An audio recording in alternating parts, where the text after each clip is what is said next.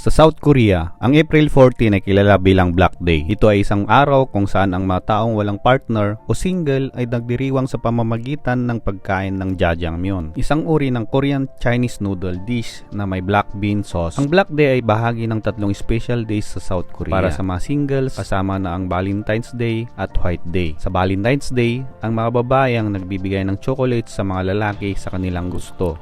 Pagdating naman sa White Day, ang mga lalaki naman ang nagbibigay ng regalo sa mga babae na nagbibigay sa kanila ng chocolate sa Valentine's. Kaya naman sa Black Day, ang mga taong walang partner ay nagkakaroon ng pagkakataon na ipakita ang kanilang pagiging single at mag-enjoy ng sarili nilang kasiyahan. Ito ay isang paraan ng pagtanggap at pag-celebrate ng kanilang estado sa buhay. Sa araw ng Black Day, makikita mo ang mga tao na nagtatagpo sa mga restaurants at kumakain ng jjajangmyeon ng mag-isa o kasama ang kanilang mga kaibigan na single rin. Ito ay isang paraan ng pagkakaisa at pagbibigay halaga sa kanilang sarili kahit na wala silang romantic partner.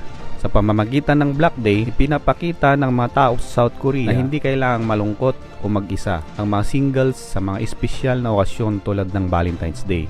Ito ay isang paraan ng pagpapakita ng positibong pananaw at pagmamahal sa sarili sa kabila ng kanilang estado sa buhay. Kaya naman, sa tuwing dumarating ang April 14, ang mga tao sa South Korea ay nagdiriwang ng Black Day sa pamamagitan ng pagkain ng jjajangmyeon at pagbibigay halaga sa kanilang sarili. Bilang mga individual, may kanya-kanyang kasiyahan at tagumpay sa buhay.